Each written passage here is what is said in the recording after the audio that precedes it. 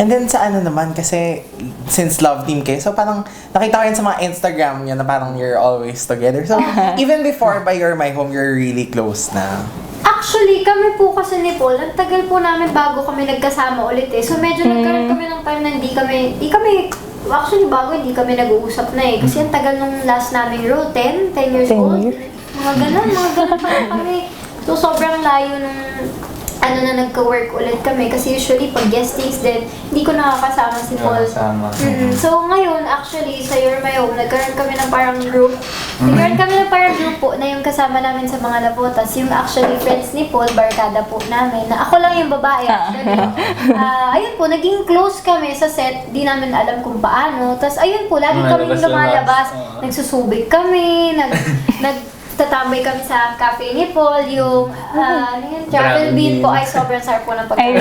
Nag-promote ka pa. Yes! So ayun po, doon kami tumatambay. Tapos pag taping, sobrang chill lang. Kasi yun nga, nagkaroon kami ng barkada. And mas naging close po kami nito ngayon. Di ba kasama niyo yung si Miss Dawn and Richard Gomez? Ako rin, nalilito rin ako eh. Nalilito ko yun. Richard Gomez. Diba? So how was it working with them? May mga binibigay ba silang advices sa inyo or anything na ano?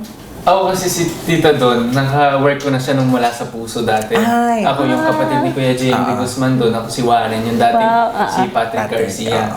So, ako medyo mas comfy na rin ako ka-work si Tita Don kasi naka-work ko na siya simula nung mula sa puso.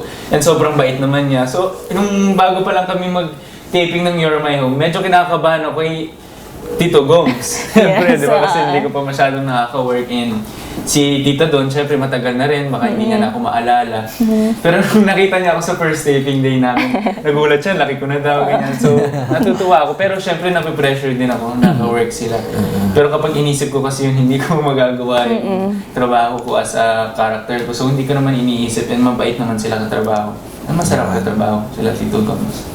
Actually, ako po, na-intimidate ako at first kasi, syempre, first taping, so nahihiya ako lumapit sa mga stars. So, nandiyan lang ako sa tabi hanggang sila yung makapansin sa akin. Tapos, pansin niya ako. So,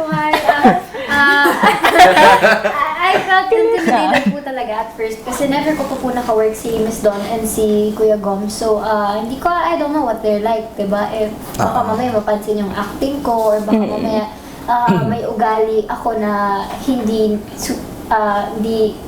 pleasant for them. So, I don't know po, hindi ko alam kung paano sila i-approach at first. Pero nung after siguro 2 taping days, kasi hindi ko po sila madalas kasama pag sa taping. So, nasa other side ako ng story.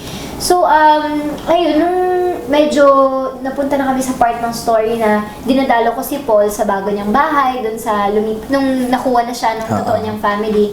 Doon medyo nakilala ko sila Miss Dawn. Pag nasa car kami, mga tracking, nakakausap ko siya. Nakabira, no? Oo, nakakabira. Nagkakaasaran po kami. So, ayun po, doon ko na, mali naman po yung parang perception sa kanila po. So, ayun, comfortable na naman po ako sa kanila ngayon, even po kila Ate Jessie. So, ayun, masaya naman po na sila yung katrabaho ko kasi syempre po, sobrang big stars. I'm really, really blessed po sa project na yun.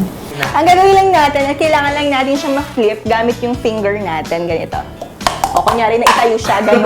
Ganyan ang gagawin natin. Ano ba yan? Yes, diba? Sige. Girls versus boys. Okay. We only have 2 minutes. At kung sino